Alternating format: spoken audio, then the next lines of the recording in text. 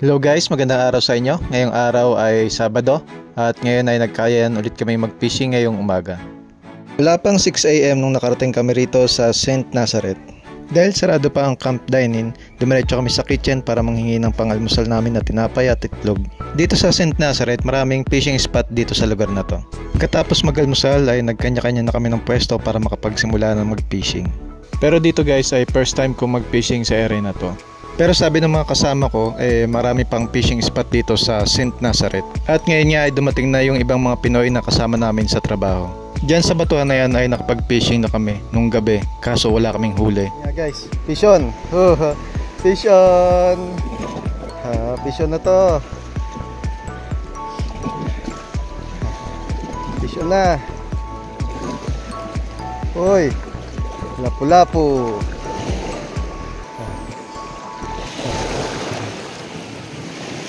Lapu-lapu na ulit!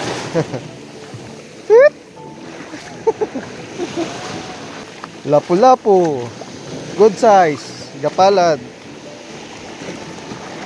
Balikan natin yung spot na yan. Natin makahuli tayo ulit.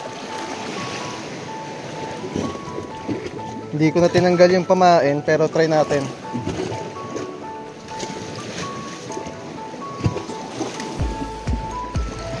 Wait lang ulit tayo.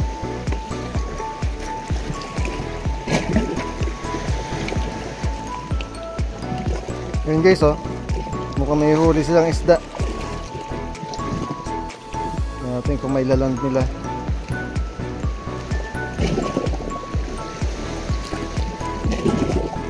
Mukhang malaki oh. Tingnan natin kung may laland nila. Mukhang malaki huli. Ay hindi, putol yata. Naputol. At dahil mag-alas 8 na, napag-isipan namin na lumipat na ulit ng pwesto. Buti na lang bago kami lumipat nakahuli na rin yung mga kasama ko. At syempre bago daw umuwi ay dadaanan daw namin yung kanyon ng mga ginamit ng mga Hapon noong panahon ng giyera. Dito sa dinadaanan namin napakasukal na talaga. Madalas ang pag-uulan dito sa island kaya maputik yung daanan. Kaya ito ang sumunod na nangyari. Na-stuck yung sasakyan namin kaya kinailangan namin bumaba para tulakin yung aming sasakyan.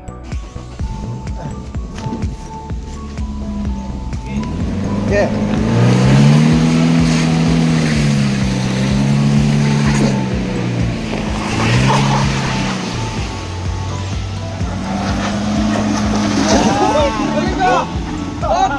Up.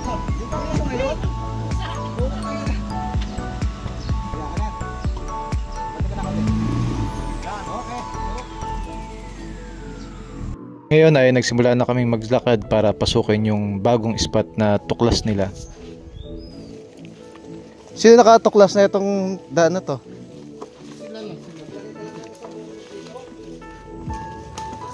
Dito sa dinadaanan namin trail ay unti-unti nang pababa yung daanan namin. Dito ay kailangan ng konting ingat para hindi kami madulas. At buti na lang sanay din yung mga kasama ko sa ganitong adventure. Sa totoo lang medyo na-excite na ako dun sa lugar na pupuntahan namin. Medyo malayo-layo rin ang nilakad namin bago makarating dito sa bagong fishing spot namin. Hindi naman kami napagod sa pagpunta rito sa lugar na to. Pero malamang mamaya mapapagod kami dahil paakyat na yung daan namin pabalik. Sa totoo lang yung ibang Pinoy dito ay napakaswerte. Dahil kung mapapansin nyo, yung lugar dito ay napakasariwa pa talaga. Dahil dito sa island, ngayon pa lang sila nagde-develop ng lugar. Kaya nangangailangan talaga sila ng skilled worker dito na tulad natin mga Pinoy. At ngayon, sa wakas, nandito na kami sa bagong spot na nakita ng mga kasama ko. At ngayon, nagsimula na ako mag-fishing habang hindi pa nabubulabog yung lugar, nag-lure muna ako. Hey! Isa! Fish on na oh! Hoy!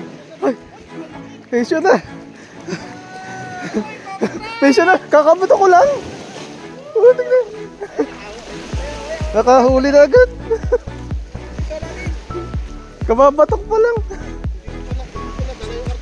Ayun! Nakahuli rin oh!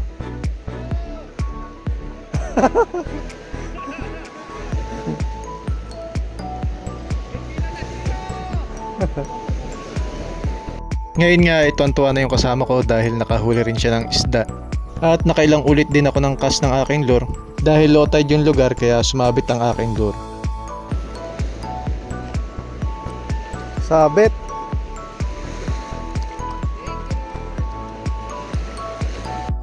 Ngayon ay pinuntahan ko yung aking lure para tanggalin dun sa pagkasabit dito sa batuhan. Kung kanina nandito kami sa buhanginan nagpipishing, ngayon ay andito na kami. Malamang kasi ay nabulabog na yung isda kaya pumunta na kami rito sa medyo malalim. Dito sa parte na to ay gatuhod pa lang yung tubig. Ang babawa. Sobrang babaw, hanggang tuhod lang. Eto, try namin dito banda. Kanina natatakot pa dahil baka may mga eel. Kasi kadalasan nandito sa mga batuhan yun eh.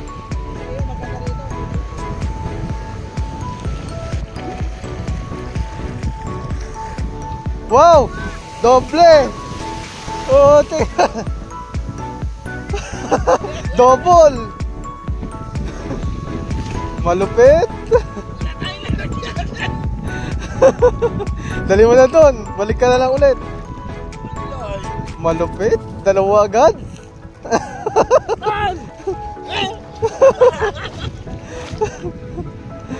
At ngayon nga ay masaya yung kasama ko dahil naka-double siya ng huli. At syempre, pag alis niya, ito naman ang nangyari. Fish on guys, fish on. Fish on.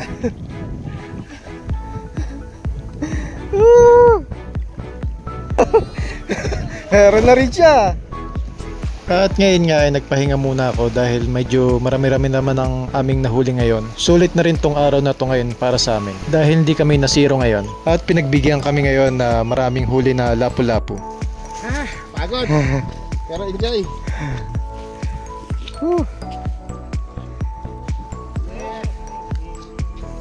At syempre, katulad ng sinabi ko kanina, ay pupuntahan natin yung kanyon na ginamit ng panahon ng giyera. Tingnan natin.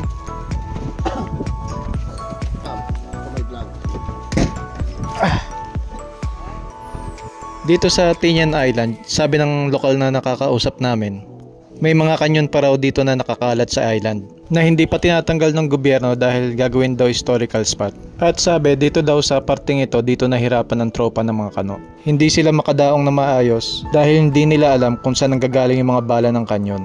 At kung mapapansin nyo yung kanyon, nakatutok ito sa beach ng St. Nazareth. At may nagraradyo na lang daw sa baba para itutok yung kanyon kung nasaan yung target. Ito, tagun-tago yung mga kanyon. At syempre napapaisip ako kung gaano kadelikado tong kanyon na to nung panahon ng giyera. Dahil sabi sa amin ng mga lokal, ito daw yung kanyon na maraming napalubog na barko ng mga tropa ng kano. At syempre itong kanyon na to wala na daw bala, kinuha na daw ito ng mga Amerikano. Kaya wala na kaming dapat ikabahala at safe tong lugar na to.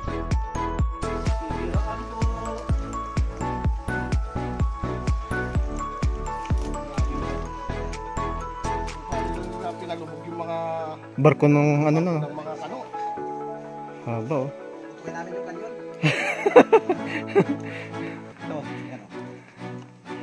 Grabe, buti wala lang mga bala rito, no? Ito pa, kuweba pa.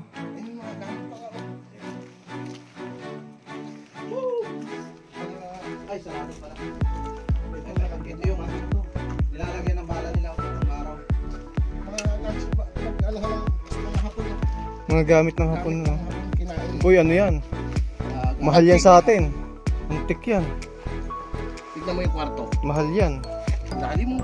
Ay, ito pala yung kwarto. Dapat ay ano pala, dinala natin yung flashlight. Ano? At itong maliit na butas na to, itong kuweba, siguro ito yung dating tulugan ng mga Hapon nung panahon ng giyera o ito yung taguan ng kanilang mga armas. At hindi na rin kami nag-attempt na pasukin dahil malamang wala na rin itong mga laman dahil nakuha na ng mga tropa ng mga kano. Pakayamanan dito, no? Siguro nga may kayaman dito siguro. Kalburo, yung kalburo. Alcohol? Alcohol, dinatured. Oo, tapos dito ito yung ano yung apoy. Parang ito yung guide niya eh. Pag-iikot nila. At syempre kung nagustuhan mo yung ganitong mga video ay paki-subscribe naman para maging updated ka sa mga susunod ko pang mga video dito sa island. At hanggang dito na lang ang video na to. Maraming salamat sa panonood and God bless.